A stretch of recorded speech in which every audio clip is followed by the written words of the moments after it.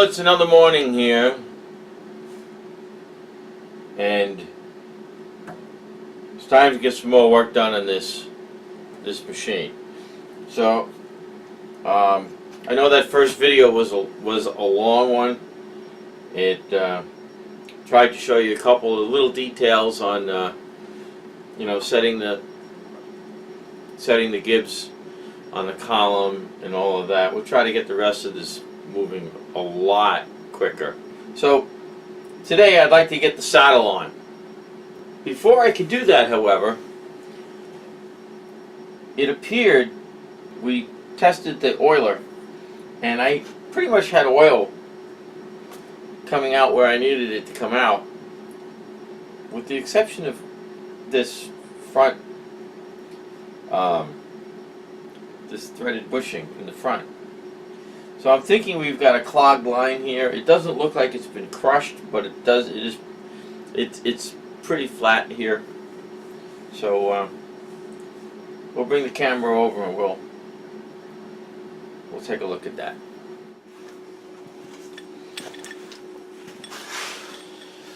So here you see this is the bushing, the threaded bushing that goes the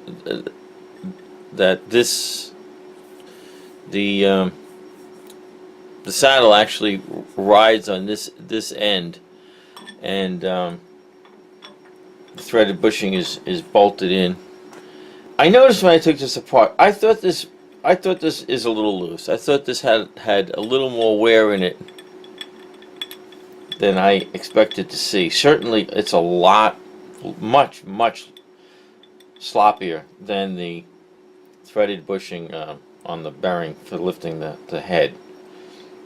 So my suspicion is that this was in fact not getting oil for quite some time. So I may end up making a new bushing, threaded bushing for this at some point. So for now we're going to find out what's going on with this oiler. This is the oil provided to the saddle, and from the saddle it feeds through the ways to the X-axis slideways. So I'm just going to put my thumb over this for now while I pump the oiler. See, the oil's running out, so I certainly have pressure.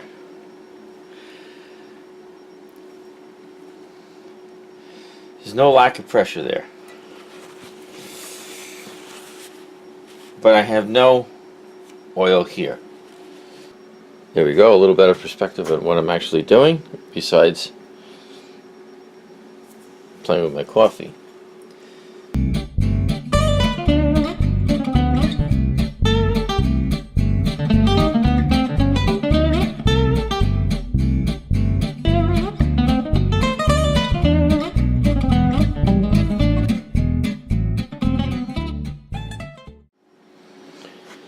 Well,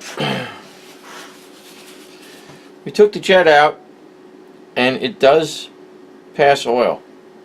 Well, it passes air. It is a 00, so it doesn't pass a lot of oil.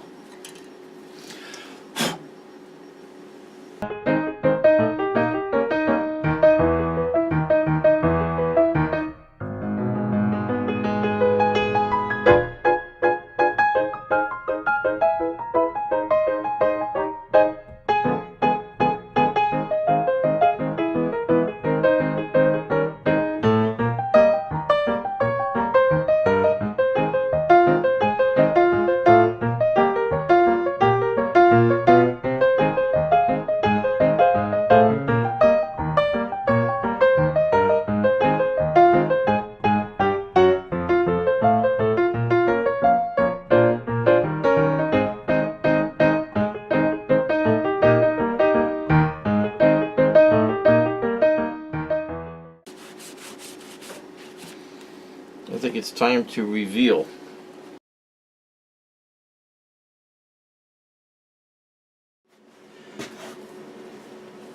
Howdy! Alright, we've got the saddle I've assembled some of the, I've done some of the sub-assembly work here, which isn't much.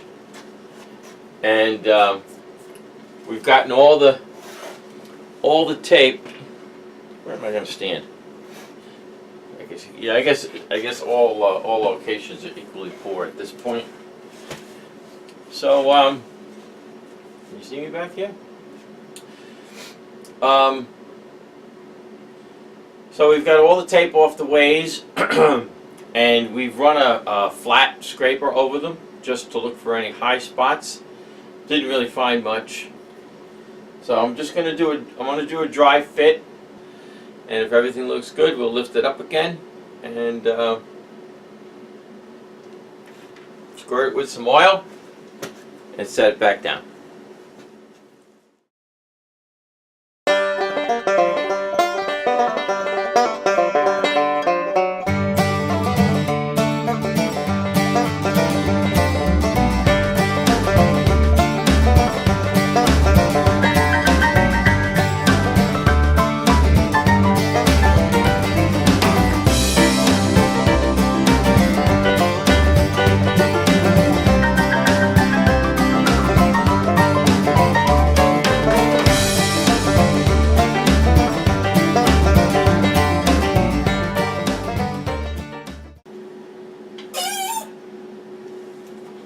I believe we're down.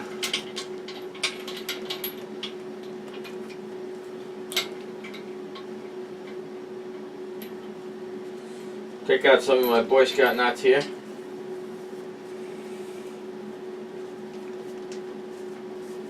So I can thread these ropes out.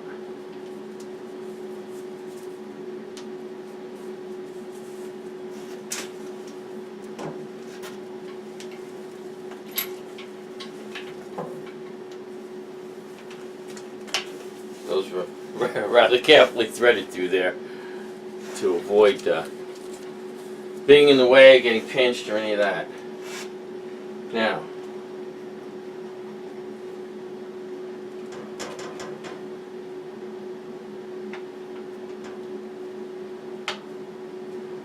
yes, okay. All right, lock my wheels.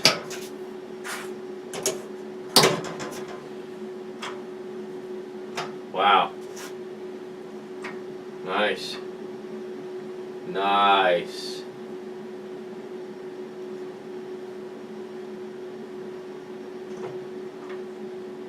There you have it. I'm almost impressed. Alrighty. Okay, so now we move on to the table.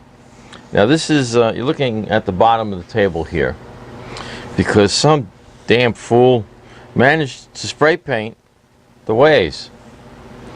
And the problem with that is, these are in fact chromed ways. So I'm going to start by scraping what paint I can with a scraper. A good bit of it came off. Okay, I'm not going to get any much more than that off with this scraper. This is, by the way, a Fisher Scientific laboratory spatula, stainless steel laboratory spatula, which has been sharpened rather finely. That's pretty sharp. It's usually fairly dull. It's a really nice blade for gasket scraping and things like that. Removing glue, all kinds of things.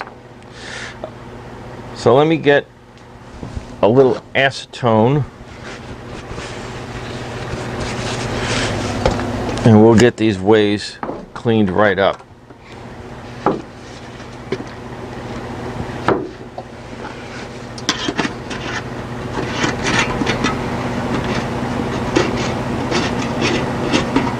See, I destroyed that cap. Okay.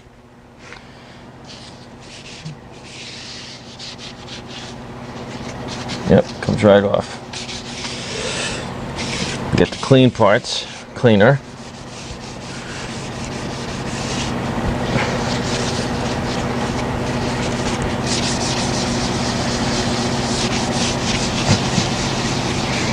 Ah, smells like a nail salon.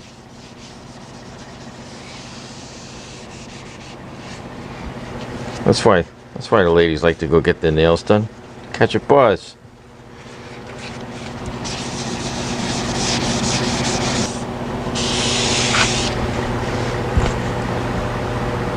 Those are nice chromed ways. Get a good shot of that. Very nice. They show very little wear, a little bit of contact.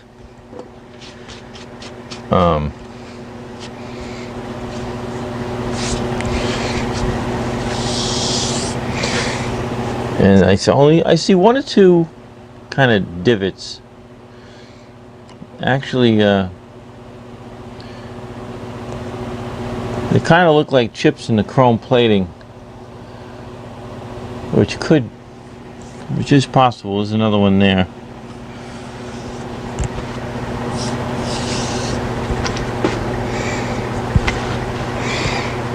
So let's go get rigged up over there to put the table on.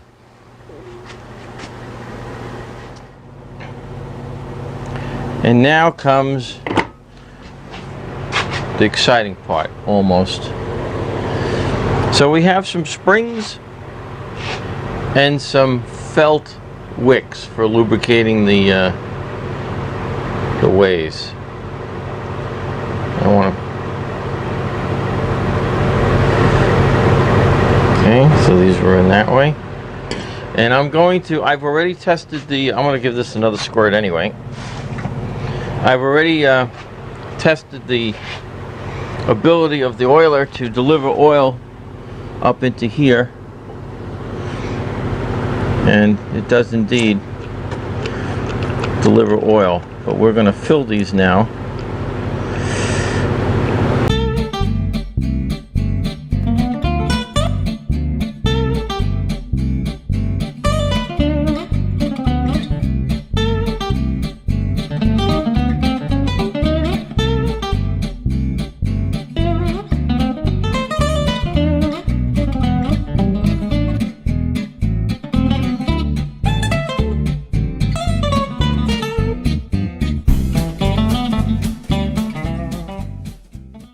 And we're ready to put our table in place.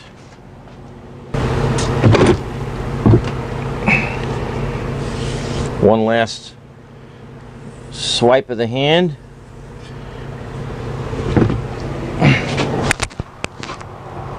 I got it backwards.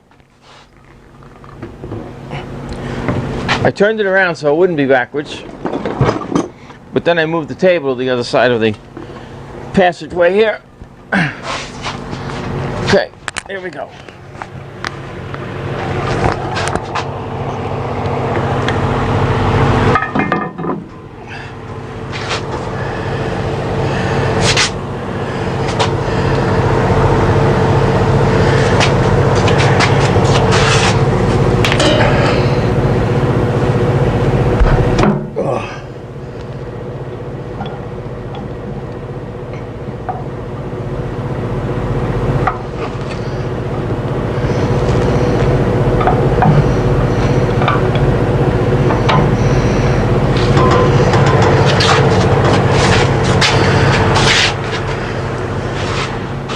Handle.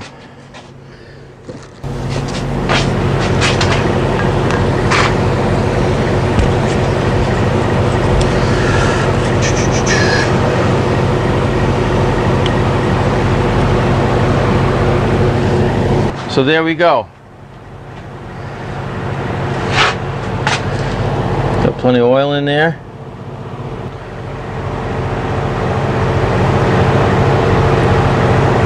Looks like I forgot to stop.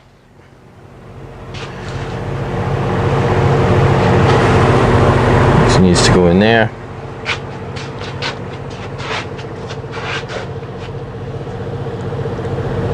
Ugh.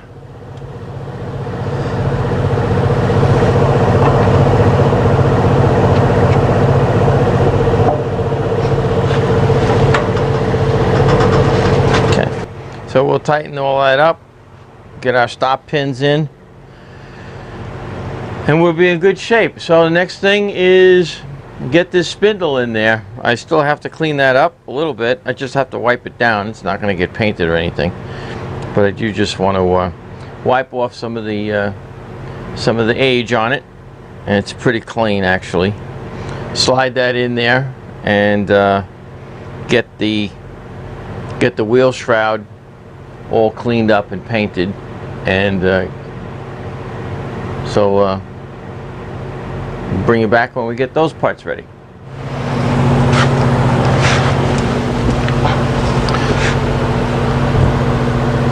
Okay, on to the next and final phase. Hopefully I have the last few pieces that need to be cleaned up and painted. This is the guard for the wheel that sits up on the front of the spindle. We're going to put that in the bucket to be cleaned up. I already brushed off all the rough coating of what I call slag, but all the chips and pieces. There's a little mount ring for it, so that's going to go in there. This is the little dust shield for the spindle nut, and we've got the back panel for the motor housing, and finally, if I can pick this up,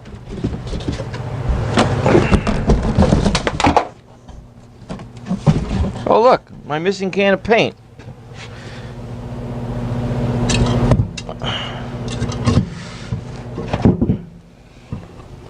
Ah! It's not heavy. Okay, and finally, the spindle itself.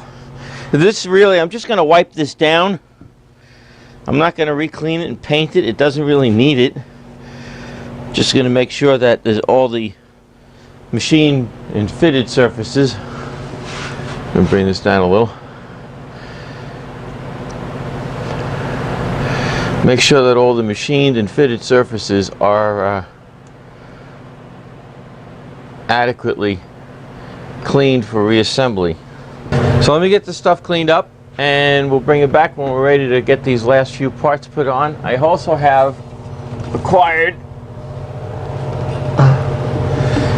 an old VFD. I actually have 3 of these. 2 of them work. 2 of them I know work. I've tested them. The 3rd one I think I can get working. I have some spare parts for it. I haven't gotten into it yet. It's a kind of bit of an electronic problem. This is an old Reliance Electric variable speed supply. Pretty simple, you know, start, stop, jog, turn the knob. No computer interface, none of that fancy programming or anything. It's just a straightforward discrete component variable speed inverter. Because if I could, I would for this application, I mean, I don't need to jog it and reverse it. I mean, it's a grinder. I would change the motor to a single phase if I could, but given the mechanical configuration and the coupling with the spindle and the balance on this motor, I mean, to find a motor that's going to be as balanced as the original is probably exorbitantly expensive. So we're going to go with the 3-phase motor and use the VFD. So let's go get this stuff cleaned up, and we'll be back when it's ready to put it together and get it wired and tested.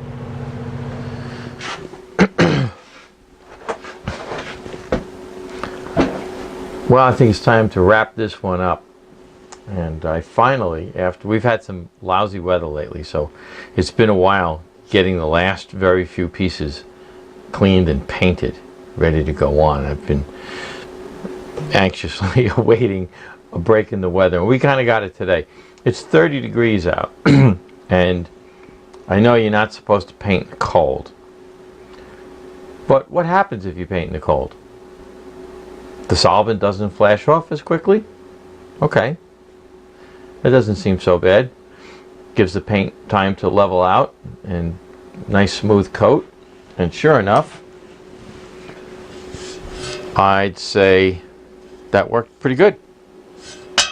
This is probably the nicest coat of paint I've got on this thing since I started this job.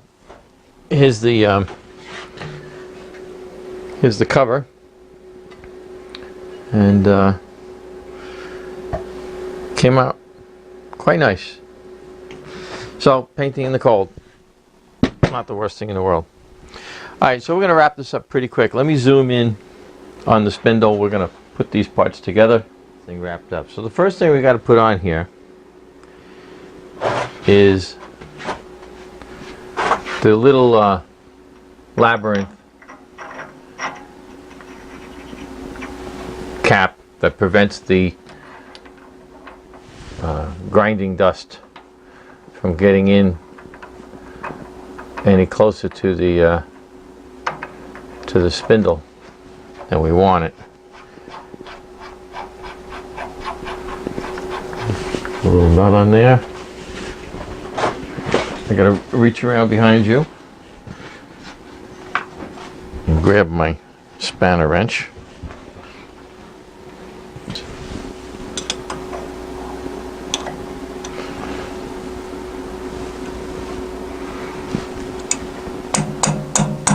Okay, that should be plenty tight.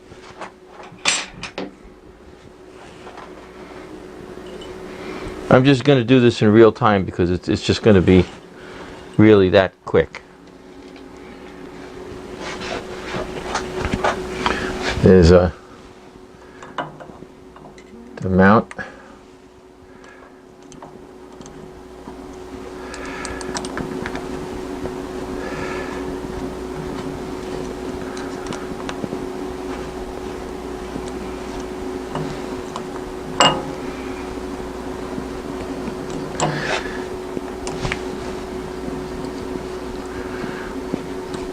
I deliberately left some of these surfaces unpainted.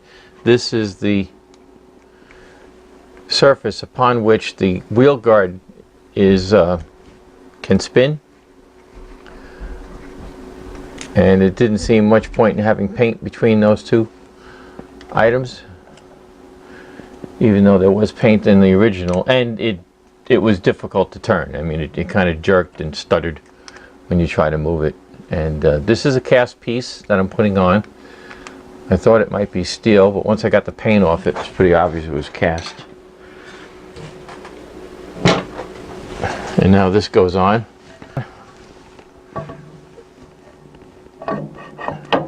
And anything unpainted has a thin coat of whey oil on it.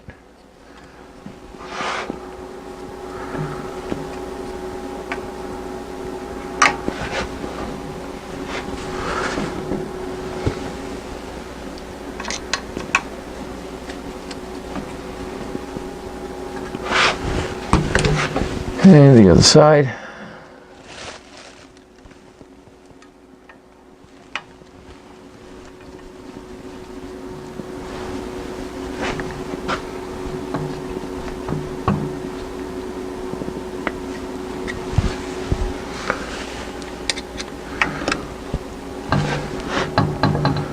Huh. Kind of.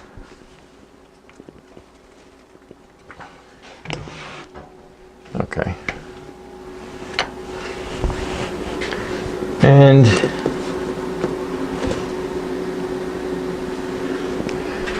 there you go. So I could put my I could put my wheel on there now, but I'm not going to. I'm going to wait. See, that was quick. A week and a half for the weather to break so I could paint these. And that's all it took. And the back cover, of course. Alright, so now we're ready to move on to the wiring. Picked up at the my favorite surplus shop a Super Duty 20 amp 220 20 amp power cord. So what is this? 12 3. So that's going to get wired into that. Okay. So I'm not going to show you all the pain involved in rewiring this thing.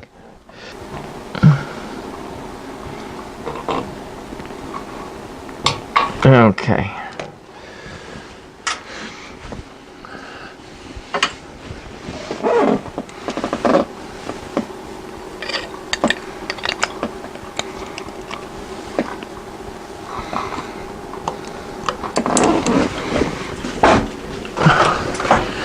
This is one of the many items, like the hand wheels, which I did not paint. I thought I would leave a few vestiges of its age showing.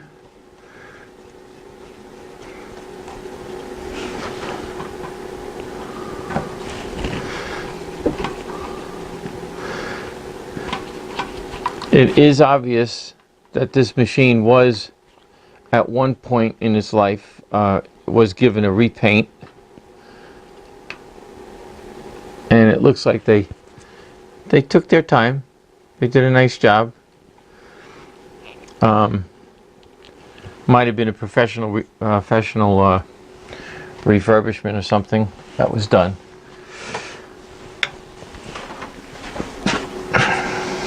Okay.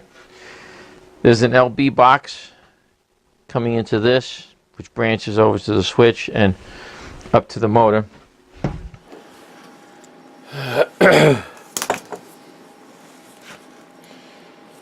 My boys have discovered Dad's tool stash, and I don't mind them using my tools. It would be nice if they put them back every once in a while. So, can't find my good T-stripper, so I have to use this piece of crap.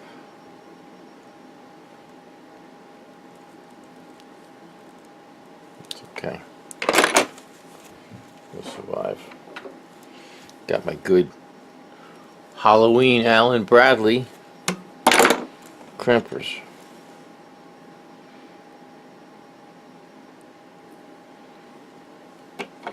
These will put a crimp in your style.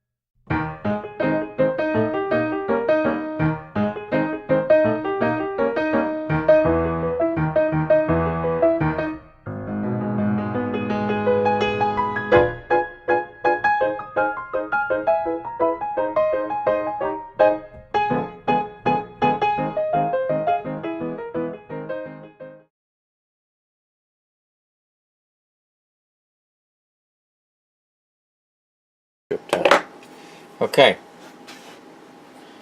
So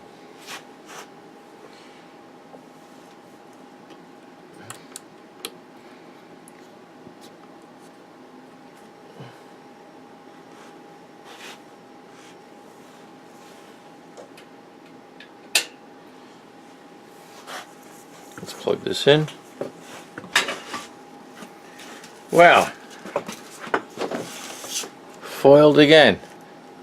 I went out and bought a nice molded end 20 amp cord,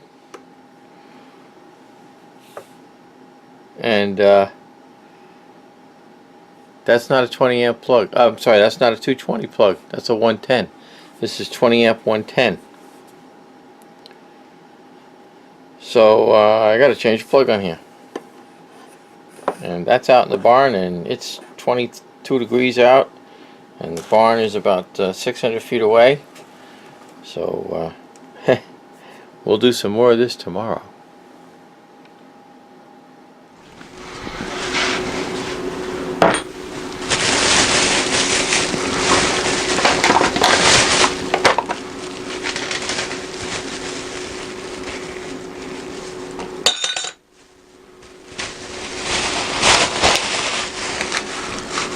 Okay. So I believe I have the proper plug now. And yes, we have a plug that fits the receptacle.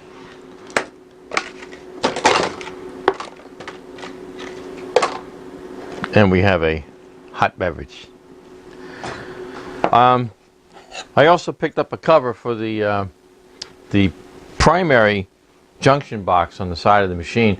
I don't know that I ever had one of these. If I did, it's the only thing I lost on the machine. I have every other nut and bolt. In fact, I have a few bits left over, as Doctor Who would say. All right, on to wiring here. Let's get this task underway.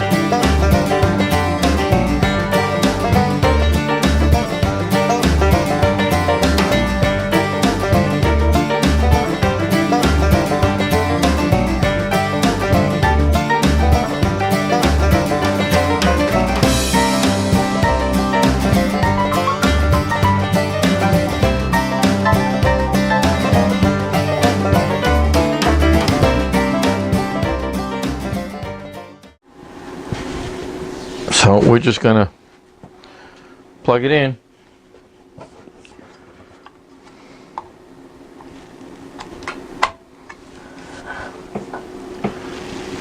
It didn't sizzle. That's a good sign. I have a 0. And I'm gonna hit start.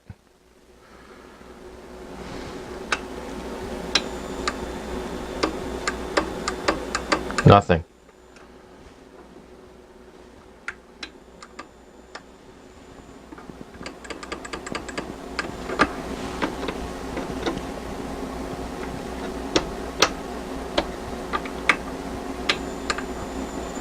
Manual.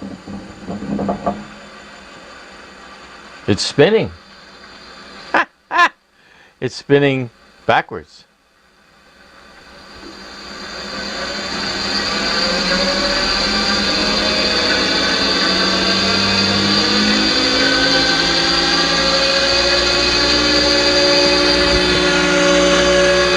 There we are, 60 cycles.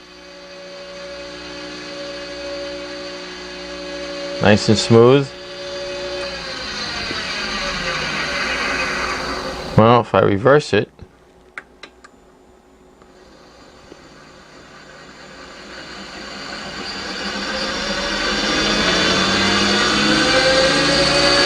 Now it's spinning the right way.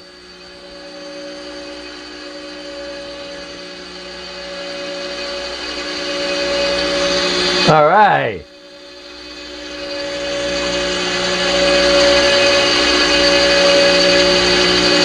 I think it's been a long time since this machine has run.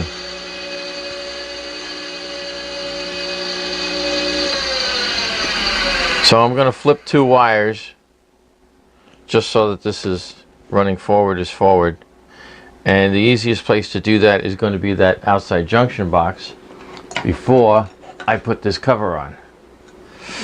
So let's do that.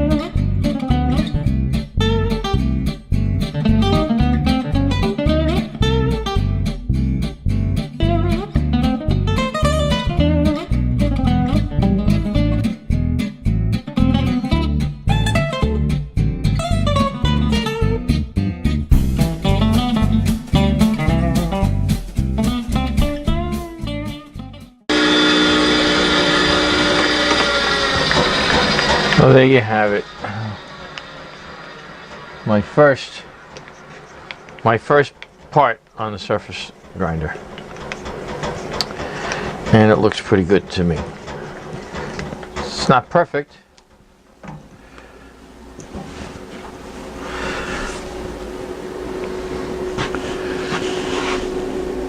It's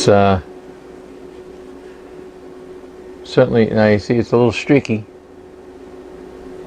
And I'm not exactly sure why. I think that I might have loaded up the wheel with the aluminum. There's aluminum between these steel bars here, but it needed to be ground.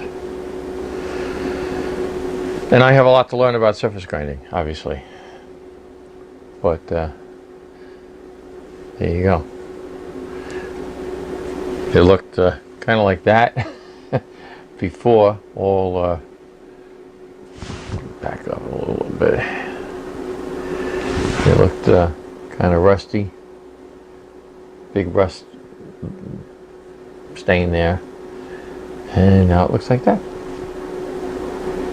And I'm pretty happy with that. So there you go.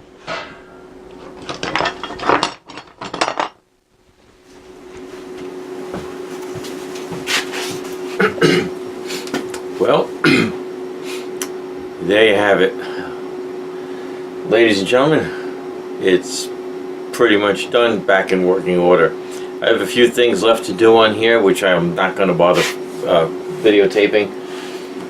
And that's going to be the mounting of the AC controller. On the, I was going to do it on top. I'm decided I'm going to do it on the side now. I have more options and I think it'll look nicer. I have to add some reinforcing steel plate to the rear wheels to both strengthen the mounting of those wheels on that thin steel framing down there, as well as bring it up to level. The machine is actually 3/4 of an inch low in the rear now, and that might be an issue if I'm operating the spindle at low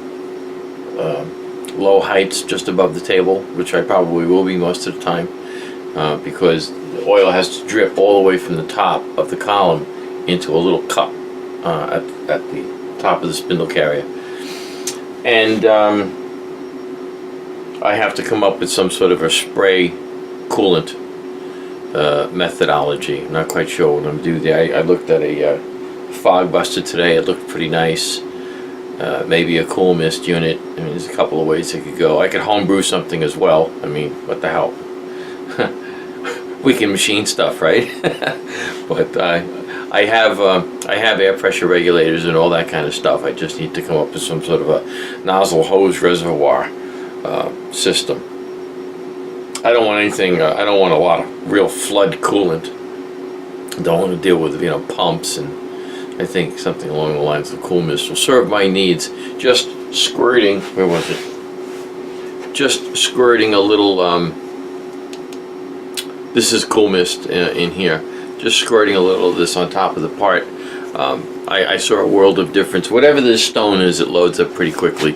So we're probably going to look to get some more stones and find some more wheel adapters. I think I probably need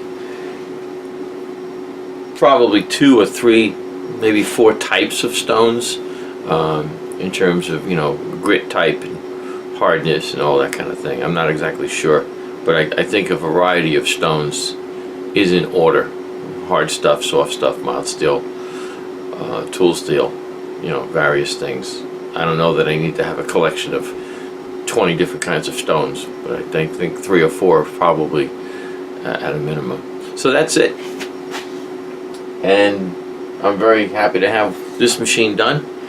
It was a lot less work than obviously the Bridgeport's going to require, and the Bridgeport is next, without a doubt. It's been over 2 years without a milling machine. There is no question that is the next machine to get done, and we'll be filming that too. So thank you very much for watching, and more soon, I hope. Bye now.